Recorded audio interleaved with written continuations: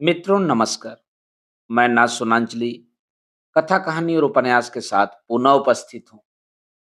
मित्रों, इस समय मैं वाचन कर रहा हूँ उपन्यास तमस का, जिसे लिखा है भीष्म साहनी ने। अब तक मैं अपने वाचन के पिछले क्रम में उपन्यास तमस के प्रथम खंड के भाग 7 तक का वाचन कर चुका हूँ, जिसे आप कथा कहानी और उपन्यास चैनल पर क्रमवार सुन सकते हैं। आज लीजिए सुनिए उपन्यास तमस के भाग 8 का वाचन मेरे अर्थात नाथ सोनांचली के स्वर में। शहर में सब काम जैसे बटे हुए थे। कपड़े की ज्यादातर दुकानें हिंदुओं की थीं, जूतों की मुसलमानों की, मोटरों लारियों का सब काम मुसलमानों के हाथों में था।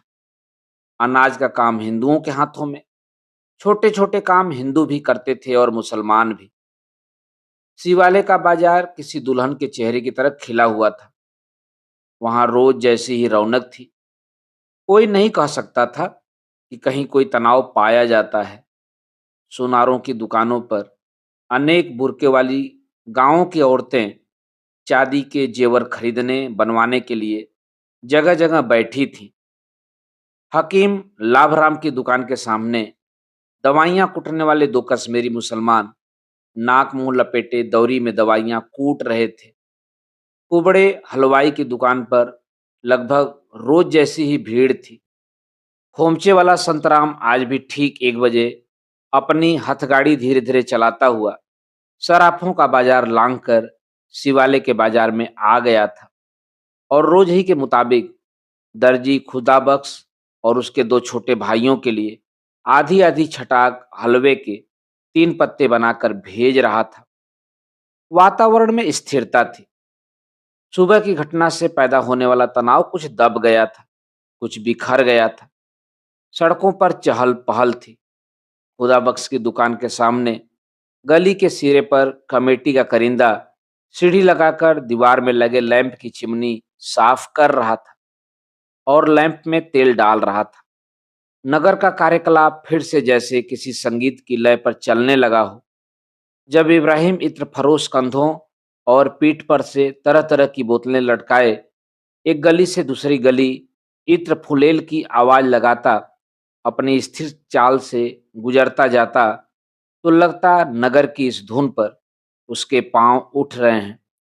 इसी धुन पर औरतें अपने घड़े लेकर गली के नल पर जाती। इसी धुन की लय पर सड़कों पर तागे चलते। इसी धुन पर बच्चे स्कूल जाते।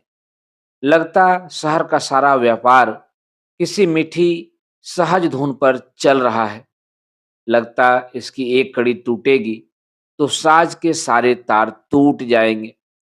या यूं कहो कि शहर की सभी क्रियाएं मिलकर किसी सतत संगीत का निर्माण करती, जो शहर के दिल की धड़कन के साथ साथ बजता था। शहर में लोग जवान होते हैं तो इसी लय पर, बूढ़े होते हैं तो इसी लय पर, इसी पर पीढ़ियां अपना जीवन व्यतीत करती हुई चली जाती हैं। आप इसे संगीत कह लीजिए या नाजुक सा संतुलन, जिसमें व्यक्तियों के आपसी रिश्ते, जन समूहों के आपसी रिश्ते एक विशेष धारा पर स्थिर हो चुके होते हैं।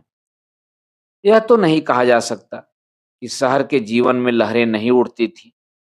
कांग्रेस के आंदोलन चलते तो जबरदस्त लहरें उठती थी। हर साल गुरु पर्व के अवसर पर सिखों का जुलूस निकलता तो शहर में तनाव आ जाता। जामा मस्जिद के सामने से जुलूस बाजा बजाता हुआ निकलेगा या नहीं, उस पर पथराव होगा या नहीं। मुसलमानों के ताजिए निकलते और छातियां पीटते या हुसैन बोलते। पसीने से तर मुसलमानों की मंडलियां निकलती, तब भी शहर में तनाव आ जाता। पर इसके बाद तनाव ढीला पड़ जाता और जन साधारण के जीवन की गति फिर से इसी लय पर चलने लगती। फिर से वातावरण में स्निग्धता आ जाती। फिर से लोग हंस खेलकर दिन बिताने लगते। दर्जी खुदा बख्श की दुकान पर सरदार हाकिम सिंह की पत्नी उलाहना दे रही थी। बेबक्सिया, तू कपड़े की देसे भर से या फेरे की पवादा रह से। इसका अर्थ यह हुआ, कभी हमारे कपड़े भी सी कर देगा या रोज तेरी दुकान के चक्कर ही मारती रहूं। खुदा बख्श मुस्कुरा दिया। शहर की सभी हिंदी वाणियां, सरदारनियां, विशेषकर खाते पीते घरों की औरतें उसे बक्सा ही कहकर पुकारती थी। बक्से की दुकान पर शादी के लिए सिले जाने वाले कपड़ों का ढेर लगा रहता था। जद मैं कहदा, रिहा बीबी भेजो, कपड़े भेजो, कपड़े तुसा कुछ ना कीता, सारिया सरदारिया लंघा दीतिया, हूड़ वक़्त लग दे, 16 हत्था नहीं मेरे। अर्थात जब मैं कहता था बीबी लाओ, कपड़े लाओ, आपने कोई परवाह न की। सारा जाड़ा बीत गया, अब वक़्त तो लगेगा ही, मेरे 16 हाथ तो नहीं हैं। क्यों? जाड़ा कैसे बीत गया? क्यों? क्यों भला? शिवराम के बेटे के ब्याह के 15 दिन बाद आपने बेटी की सगाई की थी या नहीं? तब कौन सा महीना चल रहा था? हाकिम सिंह की पत्नी हंसने लगी। हाँ भाई, तू सब जानता है। अब बोल, बेटी का सूट कब देगा? कारज कब है? वाह जी, बेटी का सगाई का दिन इसे याद है, ब्याह का दिन नहीं जानता। 25 को है ना? आज कौन सी तारीख है? 5 तारीख। दे दूंगा। दे दूंगा नहीं, बता कब देगा? ब्याह कारज वाले दिन तू चक्कर लगवाएगा? मैं तुझे जानती नहीं हूं जैसे। विद्या के ब्याह पर भी तूने ऐसे ही किया था। उधर बारात आने वाली थी, इधर जरी के जूट के लिए मैं बार बार आदमी भेज रही थी। ठीक ठीक बता, कब देगा?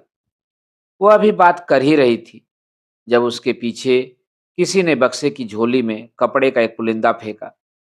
हरे रंग का रेशमी कपड़ा, साथ में तिल्ले का बॉर्डर। बक्सया, कपड़े को माप लेना, और जरूरत हो तो बुद्ध सिंह की दुकान पर से मेरा नाम लेकर ले लेना। एक महिला थी। बक्से ने कपड़े के एक कोने पर लब लगाकर उसे भिगो दिया। फिर कान के पीछे खोसी पेंसिल निकालकर कपड़े को आंक लिया और बगल वाली अलमारी में डाल दिया। अलमारी ब्याह शादी के लिए सिलने वाले कपड़ों से भरी थी। दे दूंगा, मैं खुद घर पर पहुंचा आऊंगा। तू बातें बहुत करता है। अब की वक्त पर कपड़े नहीं दिए तो मैं तेरी दुकान पर कभी पैर नहीं रखूंगी। और हाकिम सिंह की पत्नी दुकान पर से चली गई। औरत चली गई तो खुदा बख्श की नजर शिवालय की दीवार पर पड़ी। कोई आदमी उस पर चढ़ा हुआ था। खुदा बख्श ने ध्यान से देखा। गोरखा चौकीदार था। पर यह वहां क्या कर रहा है? दीवार के पीछे शहर का पुराना मंदिर था, जिसका कलश दूर दूर से चमकता नजर आता था। उसी मंदिर की दीवार के ऊपर एक घड़ियाल लगा था। गोरखा चौकीदार उसी घड़ियाल को साफ कर रहा था। देखो तो वह क्या है? खुदा बख्श ने अपने एक कारिंदे से कहा, जो उसके पास ही बैठा मशीन पर कपड़ा सी रहा था। घड़ियाल दुरुस्त किया जा रहा है, कारिंदे ने कहा। या अल्लाह, खुदा बख्श के मुंह से निकला। शहर में फसाद का डर है। फिर दोनों चुप हो गए। सन 26 के फसाद के बाद यह घड़ियाल लगवाया गया था। तब से अब तक उसकी चमक बहुत कुछ जाती रही थी। धूप और बारिश के कारण उसके आसपास की दीवार पर से भी पलस्तर उखड़ गया था। पहले फसादों के समय खुदा बख्श 20-22 बरस का युवक था, जब उसे दंड पेलने और कसरत करने का शौक था। उन्हीं दिनों वह अपने बाप की दर्जी की दुकान पर बैठा था। उन्हीं दिनों घड़ियाल यहाँ लगाया गया था। अब खुदा बख्श अधेड़ उम्र का हो चला था और शहर में विरले ही कोई ऐसा ब्याह होता होगा जिसके कपड़े सिलने के लिए इसके पास न आते हों। दीवार पर चढ़ा हुआ गोरखा रामबली भी वही पुराना चौकीदार था, जिसके हाथों घड़ियाल लगाया गया था। पिछले फसादों के बाद अपनी मुस्तैदी, सेवा भाव और ईमानदारी के कारण अपने काम पर बना रहा था। दसियों बरस के अरसे में उसका शरीर गदरा गया था। चेहरे पर लकीरें पड़ गई थीं। कनपटियों पर के बाल सफेद पड़ गए थे। पर शिवाला की चौकीदारी अभी भी वह पहले ही की तरह मुस्तैदी से करता था। घड़ियाल की हल्की सी टुनटुन सुनाई दी। खुदा बख्श की नजर फिर दीवार पर गई। गोरखा घड़ियाल के साथ नई रस्सी बांध रहा था। घड़ियाल इसी कारण हिल गया था और टुनटुन की आवाज आई थी। गोरखे ने गरारियों में तेल लगा दिया था और घड़ियाल चमचमा रहा था। इस घड़ियाल की आवाज सुनकर रूह कांप जाती है। खुदा बख्श ने कहा, पहले फसाद में जब बजा था तो मंडी में आग लगी थी और शोले आधे आसमान को ढके हुए थे। दीवार पर गोरखा अभी भी घड़ियाल साफ किए जा रहा था, मानो कोई त्योहार या पर्व आने वाला हो। और घड़ियाल इस तरह चमकने लगा था जैसे पीतल का माजा हुआ बर्तन चमकता है। साथ में नई मोटी रस्सी झूलने लगी थी। खुदा बख्श की नजर घड़ियाल पर से हटकर साथ वाली सुनार की दुकान पर गई, जहां अधेड़ उम्र का एक आदमी और उसकी पत्नी, जो किसी गांव से आए जान पड़ते थे, अपनी बेटी से कांटों की जोड़ी लेने का आग्रह कर रहे थे। तुझे पसंद है तो ले क्यों नहीं लेती? जल्दी कर, हमें और भी बहुत सा सामान खरीदना है, गांव भी लौटना है। बेटी की आंखें चमक रही थी। वह बार बार कांटों को कान के पास ले जाती और शर्मा कर अपनी माँ को दिखाने लगती। कैसे लगते हैं माँ? लजाती सकुचाती युवती निश्चय नहीं कर पा रही थी कि कांटों की जोड़ी उसे फबती है या नहीं। वह उन्हें खरीदे या नहीं खरीदे। खुदा बख्श की नजर फिर एक बार मंदिर की दीवार की ओर उठी तो बूढ़ा चौकीदार दीवार पर से उतर रहा था और चमचमाते घड़ियाल से लगी रस्सी दीवार के ऊपर झूल रही थी। खुदा बख्श के मुंह से फिर एक बार या अल्लाह निकला और उसने मुंह फेर लिया। उधर फजलदीन नानबाई की दुकान पर मजलिस जमी थी। ढलती दोपहर के वक्त काम मंदा पड़ जाने पर आसपास के यार दोस्त बतियाने आ जाते और हुक्के के दौर में दिन दुनिया की बातें चलती। बातों का सिलसिला शुरू तो उसी घटना से हुआ जो आज शहर में चर्चा का विषय बनी हुई थी। मगर बातों में से बात निकलती गई और उस नुक्ते पर जा पहुंची जहां बूढ़ा करीम खान कहने लगा कि हाकिमों के मन की था पाना आम आदमी के बस का बात नहीं होता। हाकिम दूर की सोचता है, उसके हर फैसले के पीछे दूर अंदेशी पाई जाती है। जो कुछ वह देखता है उसे आम इंसान नहीं देख पाता। मूसा ने एक दिन खिजर से कहा, करीम खान कह रहा था कि तुम मुझे अपना शागिर्द बना लो। सुन जिलानी सुन, बड़ा सबक आमोज किस्सा है। मूसा छोटा था और मूसा खुद पैगंबर बनना चाहता था। अभी वह पैगंबर नहीं बना था, मगर चाहता बहुत था। खिजर तो पहले ही पैगंबर था, समझे, और उम्र में भी बड़ा था। सब लोग उसकी बड़ी इज्जत करते थे। करीम खान कहे जा रहा था। उसकी छोटी छोटी आंखें सारा वक्त मुस्कुराती रहती और जब हंसता तो अपने जानू पर चपत मारता, जिस पर आसपास बैठे सभी लोग मुस्कुराने लगते। तो एक दिन मूसा ने खिजर से कहा कि तुम मुझे अपना शागिर्द बना लो। खिजर ने कहा, अच्छी बात है, बना लेंगे, मगर एक शर्त पर। वह क्या? मूसा ने पूछा।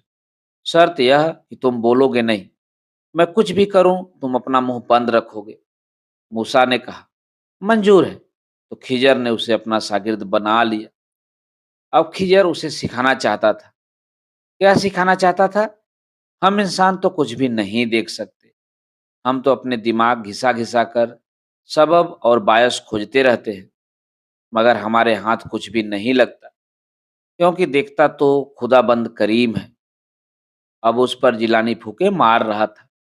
ढलती दोपहर में भिजती दुकान के सामने छिड़काव कर गया था और मिट्टी की सोधी सोधी गंध हवा में फैली थी। सड़क पर आमदरफ्त कम हो गई थी। कुछ लोग जामा मस्जिद में दिन की नमाज पढ़ने जाते, एक एक करके सामने से गुजरते नजर आते। तो क्या हुआ? दूसरे रोज खिजर एक गांव से दूसरे गांव की तरफ जाने लगा, मूसा भी पीछे पीछे। बाद में मूसा बहुत बड़ा पैगंबर बना, पर उस वक्त वह खिजर का चेला था। सुन जिलानी, कान खोल के सुन, बड़ा सबक आमोज किस्सा है। तो दोनों चल पड़े। अब रास्ते में नदी पड़ती थी और किनारे पर एक किश्ती बंधी थी जिसमें लोग नदी पार करते थे। अब क्या हुआ कि दोनों नीचे उतरे और किश्ती में बैठ गए और पत्तन वाला उन्हें पार ले जाने लगा। तो थोड़ी देर में मूसा ने क्या देखा कि खिजर किश्ती के तले में छेद कर रहा है। किश्ती बिल्कुल नई थी, जैसे आज ही बनकर आई हो, और खिजर उसके पेदे में छेद किए जा रहा है। एक छेद कर चुकने के बाद उसने एक और छेद कर दिया, फिर एक और। मूसा चिल्लाया, वल्लाह, आप क्या कर रहे हैं? किश्ती डूब जाएगी। हम दोनों डूब जाएंगे। हिजर ने उंगली अपने होठों पर रखकर उसे चुप रहने का इशारा किया, पर मूसा परेशान हो उठा था, क्योंकि नाव में पानी भरने लगा था और वह डर रहा था कि नाव अब डूबी कि अब डूबी। पर वह चुप हो गया। खिजर को जबान जो दे चुका था। थोड़ी देर बाद खिजर ने एक एक करके छेद बंद कर दिए, लेकिन तब तक नाव का तला बहुत कुछ खराब हो चुका था। अब दोनों पार हुए तो अल्लाह रहम करे। दोनों जा रहे थे, जब एक जगह एक छोटा सा लड़का जमीन पर बैठा खेल रहा था। बच्चे के पास से गुजरे तो खिजर ने आओ देखा न ताओ बच्चे को उठाकर उसकी गर्दन मरोड़ दी। यह क्या? मूसा चिल्लाया। मासूम बच्चे को मार डाला। पर खिजर चुप। खिजर ने फिर उंगली होठों पर रख दी और मूसा को चुप रहने का हुक्म दिया। अल्हम्दुलिल्लाह, बोलूं नहीं? आपने बेगुनाह बच्चे की गर्दन मरोड़ दी। न जान न पहचान। इस गांव में आपने पहले कभी कदम नहीं रखा। इस मासूम से भला आपकी क्या दावत थी? मूसा बहुत परेशान हुआ। अंदर से तो वह भी पैगंबर ही था ना। अभी उसे पैगंबरी नहीं मिली थी। करीम खान ने सिर हिलाकर कहा, अब खुदा रहम करे। दोनों आगे जाने लगे। गांव पार किया। अब जो गांव की हदबंदी पर पहुंचे तो वहां पर टूटी फूटी दीवार थी। मूसा तो एक छलांग उसे पार कर गया, मगर पीछे मुड़कर देखा, हिजर दीवार के पास खड़े हैं और आसपास गिरी टूटी ईंटों को उठा उठाकर दीवार पर रख रहे हैं, दीवार की चुनाई कर रहे हैं। मूसा लौट आया। बुजुर्गवार, उस बच्चे को तो आपने मौत के घाट उतार दिया, जिसने जिंदगी के 2 दिन भी नहीं देखे, और इस दीवार को जो वर्षों से टूटी पड़ी है फिर से खड़ा कर रहे हैं। यह क्या माजरा है? आपकी बातें मेरी समझ में नहीं आती। हिजर ने फिर उंगली उठाकर उसे चुप रहने का इशारा किया। मूसा फिर चुप हो गया। वे फिर आगे बढ़े। चलते गए एक बाग में पहुंचे, जहां चश्मा बह रहा था और ऊपर छायादार पेड़ था। दोनों ने मुंह हाथ धोया और पेड़ के नीचे बैठ गए। अब खिजर बोला, सुन बरखुदार, वह जहां मैंने किश्ती में छेद किया था और तू बिगड़ने लगा था, दरअसल उस गांव का हाकिम बड़ा जालिम है। वह अपनी ऐशो इशरत के लिए गरीब लोगों की किश्तियां छीन लेता है। मैंने सोचा उस नाव में छेद कर दूं तो हाकिम के आदमी इसे उठाएंगे नहीं, उसे वही छोड़ जाएंगे और पत्तन वाले का रोजगार बना रहेगा। मूसा चुपचाप सुनता रहा। पर आपने उस बेगुनाह बच्चे को क्यों मारा? सुनो सुनो, अभी बताता हूँ। वह बच्चा हराम का बच्चा था, हलाल का बच्चा नहीं था। जिस आदमी की वह औलाद है वह बड़ा जालिम है, जालिम और नापाक। मैंने उस बच्चे का इसलिए कत्ल कर दिया कि वह भी बड़ा होकर जालिम बनता और बेगुनाह लोगों पर जुल्म ढाता। अब कहो, मैंने अच्छा किया या बुरा किया? मूसा सोच में पड़ गया। उसका सिर झुक गया। मगर आपने उस टूटी फूटी दीवार की मरम्मत क्यों की? इससे किसी को क्या फायदा? वह भी सुनो। हिजर बोला, वह जिस टूटी फूटी दीवार की मैंने मरम्मत की है, उसके नीचे खजाना गड़ा है, बहुत बड़ा खजाना। मगर गांव वालों को इसकी कुछ भी खबर नहीं है, और गांव वाले बहुत गरीब हैं और बहुत ज़रूरतमंद हैं। मैं उनकी मदद करना चाहता हूँ। मैंने दीवार को पक्का कर दिया है। जब वे लोग अपने हल चलाते हुए यहाँ तक पहुँचेंगे, तो यह दीवार उनके रास्ते में रुकावट साबित होगी और वे एक दिन उसे तोड़ देंगे और एक-एक ईंट उठाकर खेतों के बाहर फेंकेंगे और उन्हें नीचे से गड़ा हुआ खजाना मिल जाएगा और वे मालामाल हो जाएंगे। इनके तन पर कपड़ा होगा और घर में रोटी होगी। अब बता, मैंने क्या बुरा किया? करीम खान ने किस्सा कह चुकने के बाद सिर हिलाते हुए एक-एक साथी की ओर देखा, फिर बोला, तो कहने का मतलब कि जो बात हाकिम देख सकता है, वह आम लोग तुम और हम नहीं देख सकते।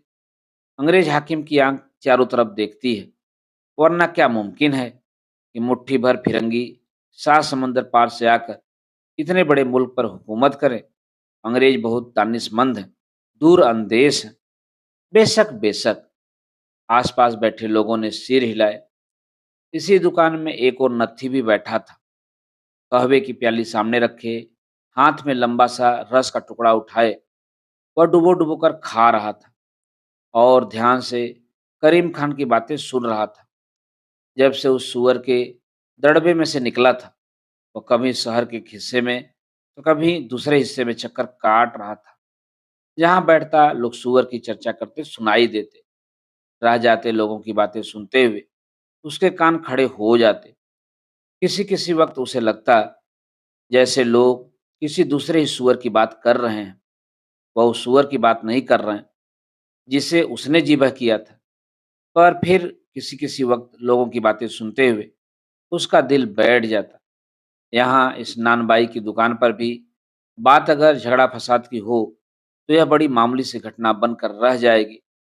सरकार की आँख सब कुछ देखती है, तो कोई अनहोनी की बात नहीं होगी। नत्थू ने फिर एक बार अपनी जेब छूकर देखी, नोट चरमराया। उसे तसल्ली हुई, भला हो मुराद अली का, जो पहले ही सारी की सारी रकम दे गया, वरना अगर अठन्नी हाथ पर रखकर बाकी रकम बाद में देने को कह जाता, तो नत्थू चमार उसका कर ही क्या सकता था। मुराद अली जबान का पक्का निकला, तो नत्थू को भी अपनी जबान का पक्का होना चाहिए था। पर वह उस दड़बे में से भाग आया था, जबकि उसने मुराद अली से कसम खाकर कहा था कि वह वहां पर उसका इंतजार करेगा। उस कोठरी में उसका दम घुटने लगा था, पर शहर में पहुंचने की देर थी कि उसका खून ठंडा पड़ गया था। जगह जगह सुअर की चर्चा हो रही थी। वह अंदर ही अंदर बड़ा परेशान था। तरह तरह के विचार उसके मन में घूम रहे थे। जितनी अधिक घबराहट बढ़ती जाती, उतना ही अधिक उसके विचारों में बिखराव आता जाता। बात करें तो किससे और पूछे तो क्या? उसके साथ बहुत बड़ा धोखा हुआ था। मुराद अली ने सलोतरी का नाम देकर सुअर मरवा लिया था और मस्जिद के सामने फेंकवा दिया था। पर क्या मालूम यह कोई दूसरा सुअर रहा हो। उसने मस्जिद वाले सुअर को देखा तो वह नहीं था। उसका मन बार बार बेचैन हो उठता। अगर यह वही सुअर है तो क्या होगा? अगर लोगों को पता चल जाए कि उसी ने सुअर मारा था तो क्या होगा? इसी बेचैनी में कभी उसका मन करता भागकर घर चला जाए और अंदर से सांकल चढ़ाकर पड़ रहे। कभी उसका मन करता गलियों में घूम घूम कर भटकता रहे। कभी कुछ कभी कुछ। मैं घर नहीं जाऊंगा। रात होते ही मोतिया रंडी के पास जाऊंगा। वह 1 रुपया मांगेगी तो मैं 5 रुपया दूंगा। रात भर उसके पास रहूंगा। पर सड़कों की खाक दिन भर छानते रहने के बाद उसे अपनी पत्नी की याद सताने लगी। इस वक्त अपने घर में होता तो अपने साथी चमारों के साथ बैठकर चीलम पीता, दो बातें करता। नहीं, मैं अपने डेरे पर जाऊंगा, नहाऊंगा, कुर्ता बदलूंगा, घर वाली को पास में बैठाकर उससे बातें करूंगा, जाते ही उसे बाहों में भर लूंगा। मुराद अली का नाम लेने की जरूरत नहीं, उसे कुछ भी बताने की जरूरत नहीं, इस सारे घिनौने किस्से को सुनाने की जरूरत नहीं। उसकी छाती पर सिर रखूंगा तो चैन मिलेगा। मोतिया के पास जाऊंगा तो कड़वा बोलेगी, बुरा भला कहेगी। घर वाली चुप रहने वाली औरत है, ढांढस बंधाने वाली, सुख पहुंचाने वाली। नत्थू ने मन ही मन कहा, 2 रुपया मोतिया को देने की बजाय घर वाली के लिए कुछ ले जाऊंगा। वह खुश होकर कहेगी, तुम क्यों लाए? मेरे पास सब कुछ है। दूर बैठे हुए भी वह उसे अपनी बाहों में लिए हुए है और उसके मन का सारा क्षोभ दूर होता जा रहा है। दुख से छुटकारा पाने के लिए आदमी सबसे पहले औरत की तरफ ही मुड़ता है। औरत को बाहों में लेने पर उसके सभी क्लेश मिट जाएंगे। उसे इस बात का विश्वास बना रहता है, वह बड़े सब्र वाली औरत है। उसकी छातियों में प्यार भरा है। कहवा खाना धुएं से अटा पड़ा था। दुकान के बाहर 2 बेंच रखे थे, जिन पर बोझा उठाने वाले मजदूर बैठे टीन की प्लेटों में खाना खा रहे थे। दाल की तस्तरी सामने रखे, बेंच के आर पार टांगे लटकाए नान तोड़ रहे थे। सड़क पर भिश्ती फिर से छिड़काव कर रहा था। तभी देर से ढोल बजने की आवाज आई। बाहर बैठे मजदूरों ने पीछे मुड़कर सड़क की ओर देखा। ढोल बजने की ही आवाज थी और बराबर नजदीक आती जा रही थी। कहवा खाने के अंदर लोग चुप हो गए। क्या है? किसी ने पूछा। मुनादी है, किसी ने जवाब दिया। इधर ही आ रही है। इतने में एक तांगा जिस पर कांग्रेस का झंडा लहरा रहा था और तांगे के अंदर बैठा कोई आदमी ढोल पीट रहा था। लगभग नानबाई की दुकान के सामने ही आकर रुक गया। अगली सीट पर से एक आदमी उठकर खड़ा हो गया। तभी ढोल पीटना बंद हो गया और वह आदमी उठकर मुनादी करने लगा, वतन का फिक्र कर, ज्यादा मुसीबत आने वाली है। तेरी बर्बादियों के तज़करे हैं आसमानों में। साहिबान, आज शाम के 6 बजे गजमंडी में जिला कांग्रेस कमेटी की तरफ से एक आम पब्लिक जलसा होगा, जिसमें हिंदुस्तान की आज़ादी की जद्दोजहद में अंग्रेजी सरकार की फूट की नीति का पर्दाफाश किया जाएगा और सारे शहर में आवाम से अपील की जाएगी कि वे अमन को बरकरार रखें, भारी तादाद में शामिल होकर जलसे की रौनक बढ़ाएं। तागे की पिछली सीट पर जर्नैल ढोल थामे बैठा था। मुनादी कराने वाला शंकर था, जो मुनादी खत्म कर चुकने पर फिर से अपनी सीट पर बैठ गया था। ढोल फिर से बजने लगा और लहराते झंडे के साथ तागा वहां से रवाना हो गया। तागा जब दूर निकल गया तो एक मजदूर दूसरे से बोला, गजमंडी तो एक बाबूनी पंड चुक्की आ रिहा, सीजे बाबू हकड़ लगा, आजादी आवड़ वाली है। मैं हंस के कहा, आवे आजादी बाबूजी सानू ए, असा हुड़की पंड चकणिए, पिछोड़ी पंड चकांगे। कहकर मजदूर ढाका मारकर हंस पड़ा और उसके लाल लाल मसूड़े चमक उठे। असा हुड़वी पंड चकड़ी से पिछो भी पंड चकड़ी, और वह फिर हंसने लगा। मित्रों, ऊपर पंजाबी में लिखा था, जिसका हिंदी रूपांतरण यह है, बाबू ने कहा आजादी आने वाली है। मैंने कहा आए आजादी, पर हमें क्या, हम पहले भी बोझा ढोते हैं, आजादी के बाद भी बोझा ढोएंगे। तभी कहवा खाने के अंदर बैठा दाढ़ी वाला एक अधेड़ उम्र का आदमी बोला, वह आदमी पकड़ा गया या नहीं जिसने मस्जिद की तौहीन की थी? खंजीर का बच्चा, उसके हाथ पांव में कीड़े पड़े, बहुत बुरा हुआ। कोई बुदबुदाया। नत्थू ने सुना और सिर से पांव तक सिहर उठा। फिर कोई और आदमी बोला, सुना है कोई गाय भी मारी गई है, गंदे नाले के पास कोई मार कर फेंका गया है, यह भी बहुत बुरा हुआ है। इस पर छोटी छोटी आंखों वाला हसमुख बुजुर्ग करीम खान फिर से बायज करने लगा। कुरान शरीफ में फरमाया है कि इंसान की खेतियां मेरे हुक्म से खड़ी हैं, इंसान के सब इरादे मेरे हुक्म पर खड़े हैं। मेरा हुक्म नहीं होगा तो लहलहाती खेतियां झुलस जाएंगी, मेरे हुक्म पर बाढ़ आएगी, शहरों के शहर तबाह हो जाएंगे। और बूढ़े ने कहा, सभी कुछ मालिक के हाथ में है, इंसान के हाथ में कुछ भी नहीं। सब काम पाक परवरदिगार के हुक्म से होते हैं, उसका जो हुक्म होगा वही होगा। आसपास बैठे लोगों ने सिर हिलाए। हुक्के का दौर बराबर चलता रहा। बाहर एक मजदूर ऊंची हेक लगाकर गाने लगा, ओए उड़ी उड़ी कियां तक्कड़े, माहड़े सुथड़े नी चूड़ियां। अर्थात, क्यों तुम झुक झुक कर मेरी सलवार के चुनटों को घूरे जा रहे हो। यह वही मजदूर था जो कुछ देर पहले खी करके बाबू के साथ हुए अपने वार्तालाप को दोहराता रहा था। उसके हंसोड़ बेपरवाह स्वभाव को देखकर नत्थू को रश्क हुआ। तभी सड़क पर फिर हरकत हुई। चलते चलते लोग खड़े हो जाने लगे और सबकी नजरें दाईं ओर घूम गईं, जिस ओर जामा मस्जिद थी। पीर साहिब तशरीफ लाए हैं, गुलड़ा शरीफ के पीर आए हैं। सड़कों पर खड़े किसी आदमी ने नानबाई से कहा और दिल पर हाथ रखे पीर साहिब की राह देखने लगा। नानबाई भी उठकर खड़ा हो गया। तभी कहवा खाने के अंदर बैठे सभी लोग बाहर आ गए और सड़क पर जैसे पलके बिछाए पीर साहिब की आमद का इंतजार करने लगे। एक कद्दावर दाढ़ी वाला व्यक्ति नामुदार हुआ। लंबा कुर्ता, गले में बड़े बड़े मड़कों वाले 3-4 हार, पगड़ी के पीछे गर्दन पर गिरते हुए लंबे बाल, हाथ में तस्बीह, चौड़े गोरे चेहरे से नूर बरस रहा था।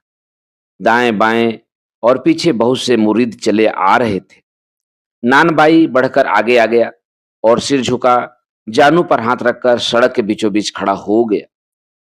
पीर साहिब ने अपना बायां हाथ आगे बढ़ाया। नानबाई ने उसे झुककर आंखों से चूमा, फिर अपना दायां हाथ दिल पर रखे पहले की तरह आगे की ओर दोनों हाथ बांधे झुका झुका खड़ा हो गया। पीर साहिब ने हाथ तनिक ऊपर उठाया और बिना कुछ बोले आगे बढ़ गए। बारी बारी से सड़क पर खड़े लगभग सभी आदमी उनके पास गए। सभी ने अपनी आंखों से पीर साहिब के हाथ चूमे। सभी को पीर साहिब ने दुआ दी। बहुत पहुंचे हुए पीर हैं, नानबाई ने अपनी जगह पर लौटते हुए कहा। वल्लाह, चेहरे पर कितना जलाल है, पेशानी से नूर बरसता है। और लोग भी लौट आए थे। कुछ लोग वहीं से अपने अपने घरों की ओर चले गए। कहवा खाने में अब पीर साहिब की चर्चा चल पड़ी। बहुत पहुंचे हुए हैं, दिल की बात बूझ लेते हैं, नानबाई कहे जा रहा था। फिर वह तख्ते पर बैठा अंदर की ओर मुंह करके बोला, मैं एक बार जियारत करने गुरड़ा शरीफ गया। पीर साहिब के हुजूर में पहुंचा तो मुझे देखकर कहने लगे, कुछ दाने उठा ले। देखता क्या है, सामने गेहूं के दानों का ढेर लगा है। मैंने यूं ही झुककर मुट्ठी में कुछ दाने उठा लिए। इस पर पीर साहिब ने फरमाया, बस सिर्फ 170 दाने? अरे ज्यादा उठा लेता। मैं हक्का बक्का वहीं बैठकर दाने गिनने लगा। पूरे 170 दाने थे। इस पर करीम खान बोला, इनके हाथ में बड़ा सफा है। मेरा पोता है, अब तो रोठा हो गया। जब छोटा सा बच्चा था तो उसे कनपेड़े हो गए, दोनों गाल सूज गए। किसी ने कहा, गुलड़ा शरीफ के पास ले जाओ। पीर साहिब ने इशारा किया, बच्चे को मेरे सामने लिटा दो। मैंने लिटा दिया। फिर उन्होंने पास रखा बड़ा सा छुरा उठाया और उसे एक एक बार बच्चे के दोनों गालों को छुआ दिया। फिर हाथ के पंजे पर अपने मुंह से अपनी लब ली और बच्चे के दोनों गालों पर लगा दी। बस इतना ही। मैं पीर साहिब की कदम बोसी करके बच्चे को उठाकर घर ले आया। घर पहुंचते पहुंचते सूजन उतर चुकी थी और बुखार जा चुका था। पीरो दस्तगीरों के हाथ में सफा होती है। उधर मसियाड़ी के पास बाबा रोड़ा बैठता है, उसके हाथ में भी बड़ी सफा है। पीर साहिब काफिरों को हाथ नहीं लगाते, काफिरों से नफरत करते हैं। पहले पीर साहिब के पास हर कोई जा सकता था। अगर कोई काफिर इलाज के लिए आए तो छड़ी की नोक उसकी नब्ज पर रखते थे, छड़ी का दूसरा सिरा कान पर लगाते थे और नब्ज सुन लेते थे। पर अब वह किसी काफिर को नजदीक नहीं आने देते। अक्सर गर्मी के मौसम में शहर नहीं आते, अब की बार ही आए हैं। पीरों के लिए गर्मी सर्दी क्या, मुमकिन है इन तक खबर पहुंची हो, वह जो मस्जिद को नापाक किया है। इन्हें हर बात की खबर रहती है, इन्हें कोई बताने थोड़े ही गया होगा। इन्हें अपने आप पता चल जाता है, अपने आप इल्म हो गया होगा और पहुंच गए होंगे। इनकी नजर चाहिए, पीर फकीर की बद्दुआ लग जाए तो शहरों के शहर तबाह हो जाते हैं। वजह क्या है, वावज करेंगे क्या, क्या मालूम। जुम्मा तक रहें तो जरूर करेंगे। जो आए हैं तो जुम्मा तक रुकेंगे ही, वायज करेंगे ही। जो आए हैं तो शहर को पाक करके ही जाएंगे। नत्थू वहां से निकला तो दोपहर अलसा रही थी। उसका दिल फिर हल्का हल्का महसूस करने लगा। एक प्रकार की धुकधुकी जो सुबह से उसे परेशान करती रही थी, एक अज्ञात सी आशंका जो उसके दिल को कुदरती रही थी, अब बहुत कुछ दूर हो गई थी। शहर भर में रौनक थी, चहल पहल थी। लोग सुअर फेंकने वाले की बात करते, मगर उसे सिरफिरा पागल कहकर दो एक गालियां देते और फिर इस घटना को भूल भी जाते। फिर वही क्यों इतनी सी बात को अपनी छाती का बोझ बनाता फिरे। उसने यह भी देख लिया था कि उसके बारे में किसी को कानो कान खबर तक नहीं हो पाई। सभी लोग इस घटना को किसी जुनूनी का पागलपन या किसी कराड़ की शरारत कह रहे थे। मुराद अली ही केवल इस बारे में जानता है। तो क्या मुसलमान होकर वह किसी से कहेगा कि उसने यह बुरा काम करवाया है। नत्थु को आसपास की चीजें भली लगी। एक छोटी सी दुकान के सामने कोई गांव का आदमी अपनी पत्नी से नए जूतों का जोड़ा लेने का आग्रह कर रहा था।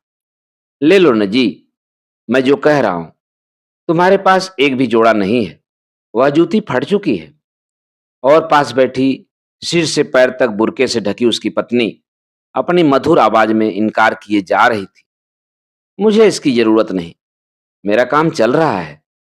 तुम्हारे पास अच्छा जूता नहीं है, तुम ले लो, एक अच्छा सा जोड़ा ले लो, तुम्हें ज्यादा चलना पड़ता है।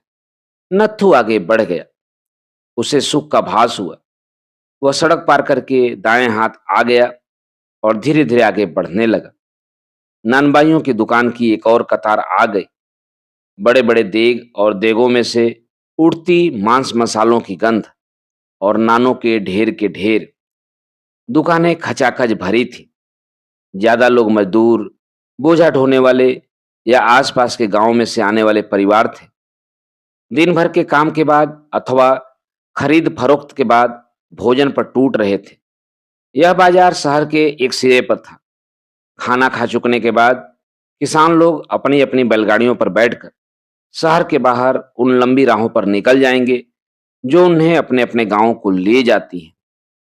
नानबाइयों की दुकानों के पीछे उसे जामा मस्जिद की ऊंची भव्य इमारत नजर आई। ढलती दोपहर में मस्जिद और भी ज्यादा धुली धुली और सफेद लग रही थी। वहीं रोज का सा दृश्य था। सीढ़ियों पर भिखमंगे, लेटने सुस्ताने वाले मजदूर, आने जाने वाले लोगों का तांता। सहसा उसने देखा, बड़े मेहराबदार दरवाजे में से सैकड़ों लोग एक साथ निकल आए हैं। जोक दर जोक लोगों का हुजूम अंदर से निकल रहा है।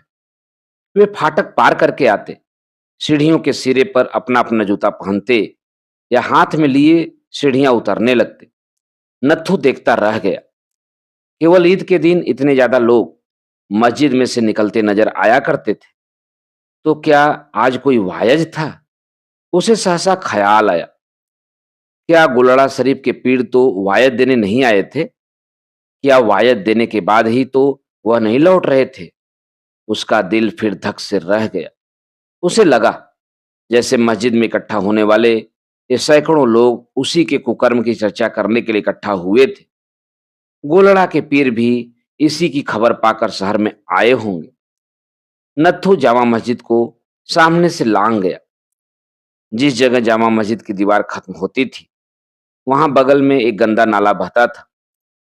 शहर भर का गंदा पानी इसी नाले में इकट्ठा होकर शहर के बाहर जाता था।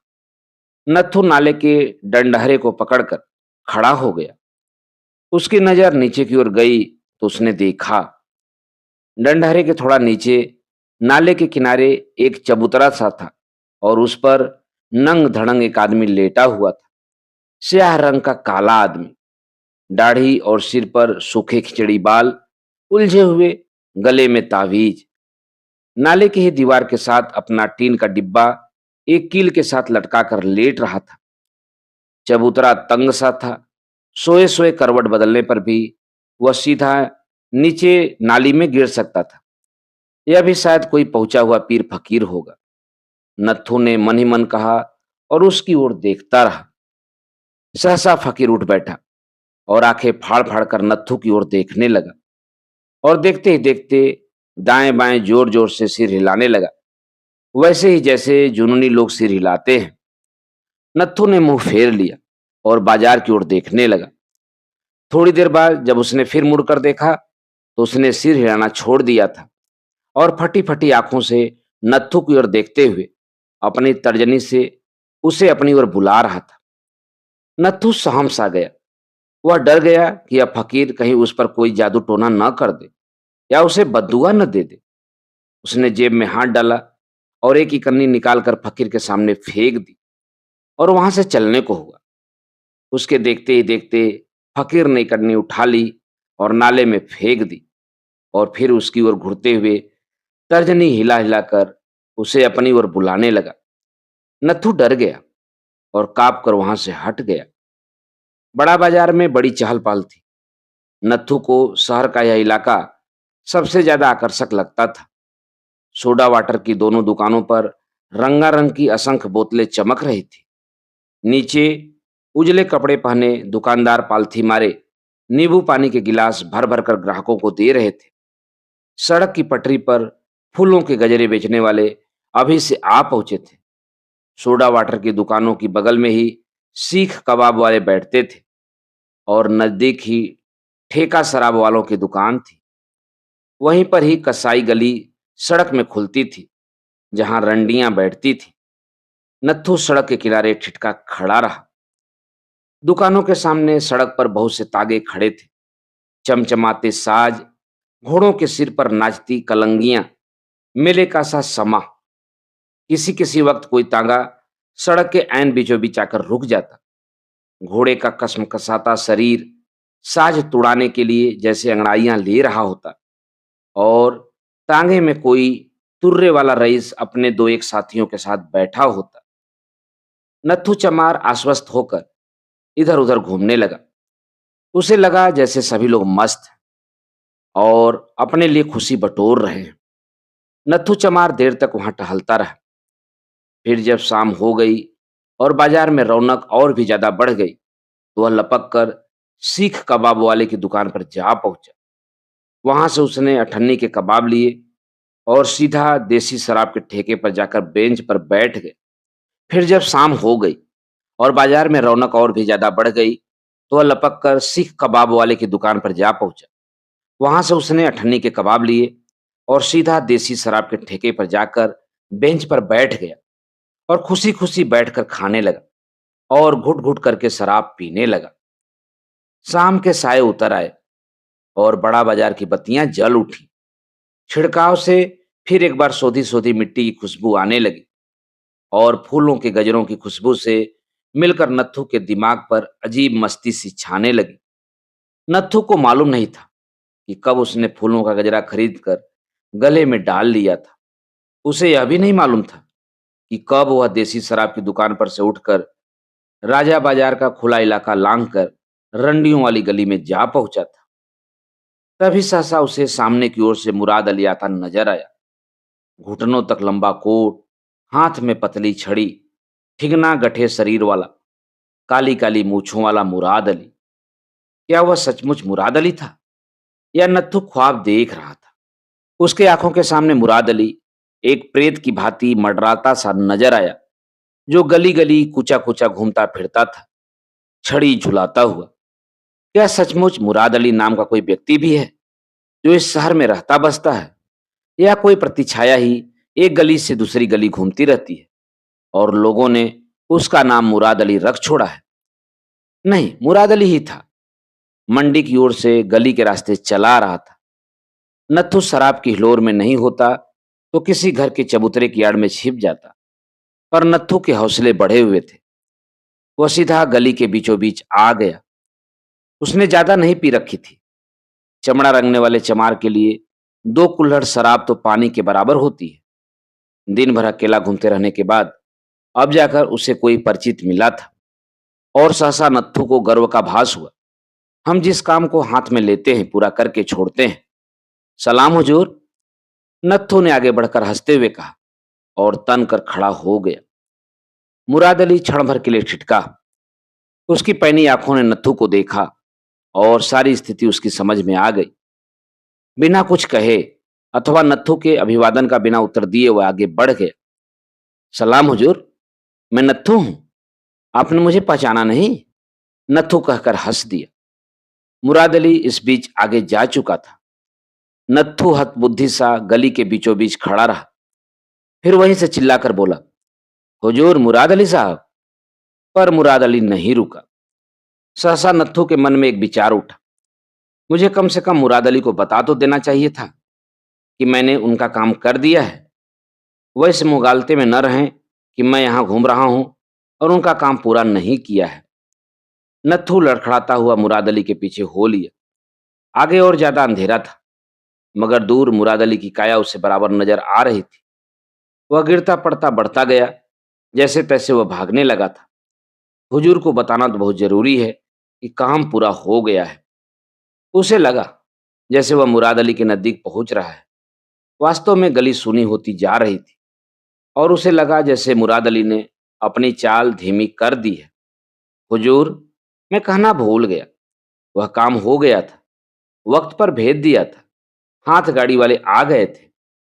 तभी नक्खू ने देखा कि मुराद अली रुक गया है और अपनी छड़ी उठाए उसकी ओर देख रहा है। अभी मुराद अली उसकी ओर बढ़कर आएगा, मगर उसने छड़ी को ऊंचा क्यों उठा रखा है और वह कुछ भी बोलता क्यों नहीं? अंधेरी गली के एक सिरे पर दोनों खड़े एक दूसरे को घूरे जा रहे थे। नत्थु ने फिर एक बार कहा, आपका काम हो गया था हुजूर, ठिकाने लगा दिया था हमने। उसके कहने की देर थी कि उसे लगा मुराद अली फिर घूमकर आगे आगे जाने लगा है। कदम बढ़ाए आगे बढ़ता जाता है। गली के सिरे पर ढलान आ गई है और वह ढलान पर चढ़ता जा रहा है। नत्थू ने नजर उठाई। मुराद अली फिर दूर जा चुका था। गली में से निकलकर शिवालय की ओर जाने वाली ऊंची ढलान पर चढ़ता जा रहा था। पीठ पीछे नत्थू को फिर लगा जैसे कोई प्रेत बढ़ता जा रहा है, दूर होता जा रहा है, लेकिन आंखों से ओझल नहीं हो रहा है। दरवाजा खोलने पर नत्थू को दहलीज पर खड़े देखकर नत्थू की पत्नी की जैसे जान में जान आई और उसकी आंखों में आंसू छलक आए। तुम ऐसे नहीं किया करो जी। वह रोती हुई खाट पर जा बैठी। मेरा दिल डूब रहा था। मैं सोचूं तुम गए तो गए कहां? यह भी कोई तरीका है? परेशान कर दिया। साड़ी के पल्लू से आंख पोंछकर वह उसकी ओर देखती रही और सहसा मुस्कुरा दी। यह क्या स्वांग बनाकर आए हो? कान में फूलों का गजरा लटक रहा था। किसके पास गए थे? मगर नत्थू चुप रहा और चुपचाप खाट पर जा बैठा। शराब पी है तो हंसते गाते क्यों नहीं हो? पहले जब पीते थे तो हंसते हुए घर लौटते थे। नत्थू की पत्नी भगवान से धीरज का वरदान लेकर आई थी। नत्थू क्रोध में आकर कभी बकझक भी करता तो आगे से बोलती नहीं थी। इतना भर कहती, कह लो, मन हल्का कर लो, या फिर एक ओर को सिमट कर खड़ी हो जाती और होठों पर उंगली रखकर कहती, बस बस, और कुछ मत कहो, बाद में तुम्हें ही पछतावा होगा। अब किसी के मांस में कोई कांटा चुभोए? मिट्टी के लोदे में कोई क्या कांटा चुभोए? उसके शीतल स्वभाव के कारण नत्थू चमार भी चुप रहने लगा था। पड़ोस की कोठरियों में कुछ नहीं तो 20 चमार और उनके परिवार रहते थे और सभी घरों से उसका मेल मिलाप था। सभी का सुख दुख बांटती थी।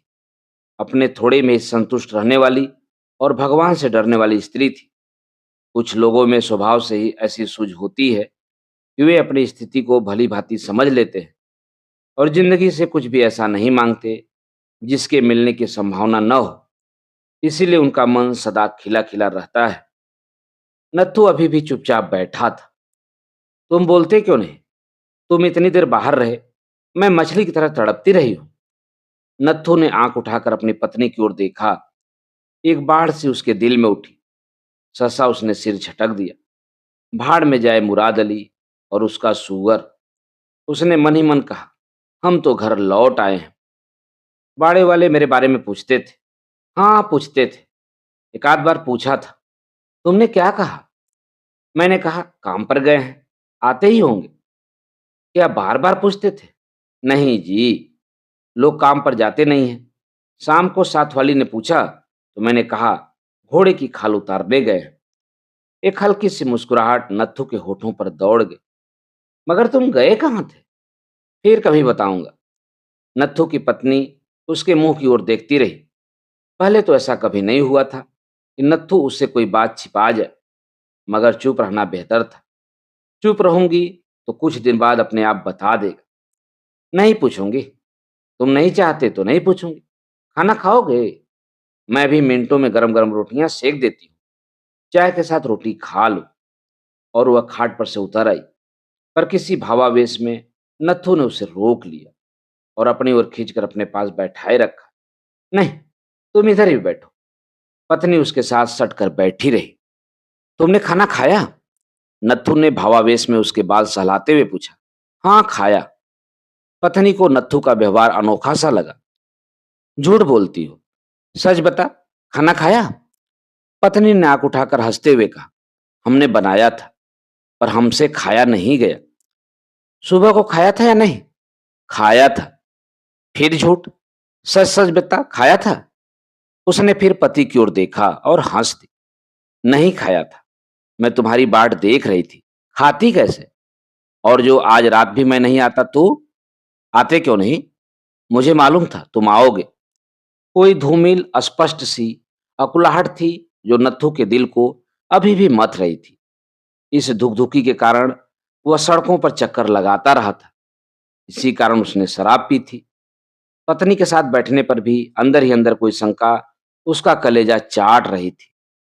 सहसा नत्थू को खटका सा हुआ और उसे लगा जैसे मुराद अली दरवाजे के बाहर खड़ा है। और उसकी छड़ी की नोक दरवाजे पर रखी है। उसका दिल धक से रह गया। फिर उसने मन ही मन अपने को आश्वासन देते हुए कहा, मुराद अली ने मुझे पहचाना नहीं होगा, वरना बात तो करता। चुपचाप चला गया। उसने जरूर यही समझा होगा कि कोई पियक्कड़ है जो नशे में धुत उसे परेशान करने आया है। आखिर 5 रुपए का नोट वह मेरे हाथ में देकर गया था। मैं जानती थी तुम्हें कोई क्लेश है, तुम खुश नहीं हो, इसलिए मैं घबरा रही थी। नत्थू ने घूमकर पत्नी को देखा। वह एकटक उसकी ओर देखे जा रही थी। लोग कहते थे शहर में गड़बड़ का डर है, किसी ने सुअर मारकर किसी मस्जिद के आगे फेंक दिया था। इससे मैं भी घबरा रही थी। मैं कहूं कोई गड़बड़ हो गई तो मैं तुम्हें कहां ढूंढने जाऊंगी। नत्थू ठिठक कर पत्नी के चेहरे की ओर देखने लगा। कौन सा सुअर, कैसा सुअर? सुअर कैसे होते हैं? उसकी पत्नी हंस दी। उसे भला लग रहा था कि नत्थू लौट आया है। वह चाहती थी कि दोनों बैठे रहें और इसी तरह बतियाते रहें। काला था या सफेद? नत्थू ने पूछा। उसके कान पत्नी के उत्तर की ओर लगे हुए थे। इससे क्या फर्क पड़ता है? तुमने देखा था? मैं सुअर देखने जाऊंगी क्या? मुझे क्या पड़ी है? बाड़े में किसने देखा है? तुम भी कैसी बातें करते हो जी? बाड़े के लोग सुअर देखने जाएंगे? सुनी सुनाई बात लोगों ने कह दी। रात गहराने लगी थी। आसपास की कोठरियों में से आवाजें आना लगभग बंद हो चुका था। बाहर सोओगे या अंदर? पत्नी ने कनखियों से पति की ओर देखते हुए पूछा। क्यों? तुम्हारा क्या भरोसा? बाहर सो रहे हो तो उठाकर अंदर ले आते हो। हमने सोचा पहले ही पूछ लें। जो तुम्हारी नीयत खराब हो तो पहले ही अंदर पड़े रहें। अंदर उमस बहुत है।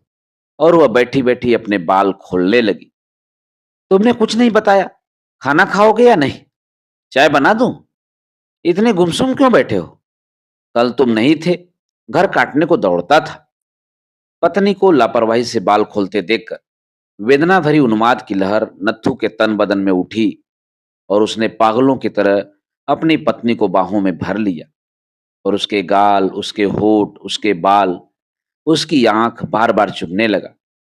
यह भावावेश उत्तरोत्तर बढ़ता गया और उसका रोम रोम अपनी पत्नी के गदराए और उसकी उत्तेजित सांसों में खोने लगा। मैं 3 बार रोई हूं आज के दिन। बरामदे में खड़ी घंटों तुम्हारी राह देखती थी, फिर अंदर आकर रो देती थी। मुझे लगता था जैसे अब तुम लौट कर नहीं आओगे। पत्नी के आलिंगनों में नत्थु खोता जा रहा था। दिन दुनिया को भूलता जा रहा था।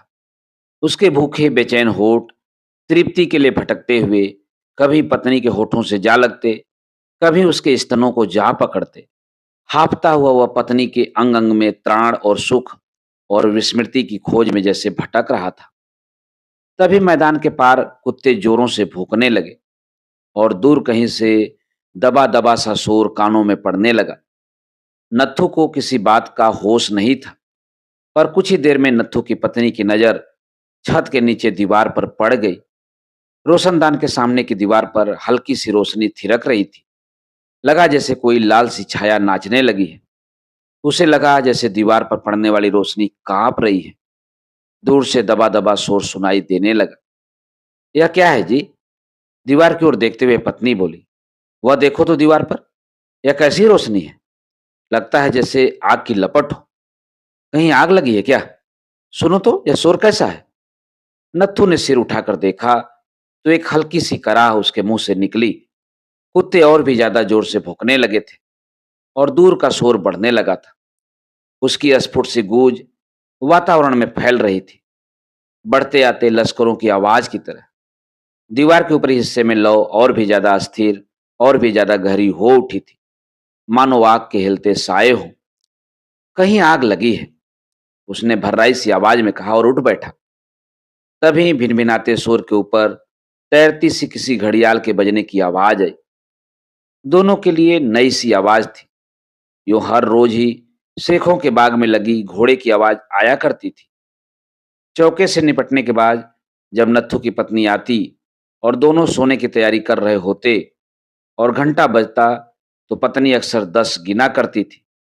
कभी कभी 11 भी सुनने को मिलते, पर यह शेखों की घड़ी की आवाज न थी, किसी घड़ियाल के बजने की आवाज, जिसे नत्थू ने भी पहले कभी नहीं सुना था। घड़ियाल बराबर बज रहा था और बढ़ते शोर में उसकी टुनटुनाती आवाज कभी साफ सुनाई देती, कभी थोड़ी देर के लिए डूब जाती थी, फिर आवाज के ऊपर तैरती हुई सी उसके कानों तक पहुंच जाती।